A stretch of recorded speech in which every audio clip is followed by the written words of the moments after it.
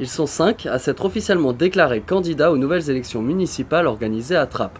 Parmi eux, le maire dont la victoire a été invalidée en août dernier, Ali Rabeh, mais aussi son principal opposant, Othman Nasrou.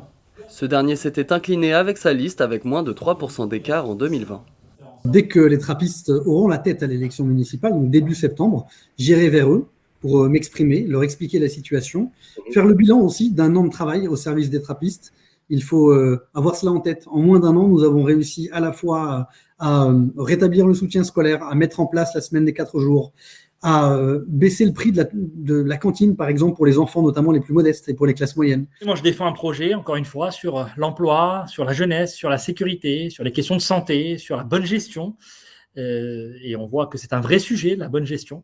Alors, je défends ce projet depuis des années maintenant sur la qualité du logement. Donc, je vais me battre pour que ce projet-là soit adopté par une majorité des trappistes qui iront effectivement se mobiliser, parce que le vrai sujet que nous avons, c'est un sujet de mobilisation des électeurs. Contacté par notre rédaction, Guy Malandin, ancien maire de Trappes de 2001 à 2020, présent au second tour des dernières élections, n'a pas encore indiqué son choix. La question d'un rapprochement avec Othman Nasrou serait envisagée. 3 autres listes ont-elles d'ores et déjà annoncé leur participation. Portée par Luc Miseret, la liste Trappes à gauche défend un projet décliné autour de 12 priorités. Santé, logement, travail ou encore éducation sont présents. La question de l'accompagnement des personnes, et pas simplement de celles qui sont en difficulté, mais particulièrement de celles qui sont en difficulté, se présente de manière accrue par l'ensemble des crises que l'on traverse et qui n'épargnent pas notre ville. Le problème d'éducation, il nous semble qu'il faut aller beaucoup plus loin que ce qui est proposé, aussi bien d'un point de vue qualitatif que dans la diversité des propositions. Pour représenter l'extrême gauche, une liste menée par Patrick Planck, il veut faire valoir la lutte ouvrière. Cruellement, le camp des travailleurs n'est pas représenté dans ces élections.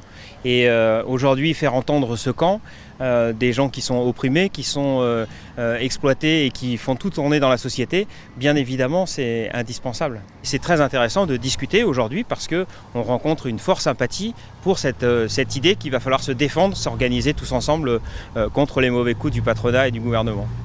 Pour finir, une candidature à 2 visages. Présent aux élections départementales, Robert Nagaretinam et son frère Ronsard portent ensemble la liste « Ensemble pour l'environnement et l'économie solidaire ».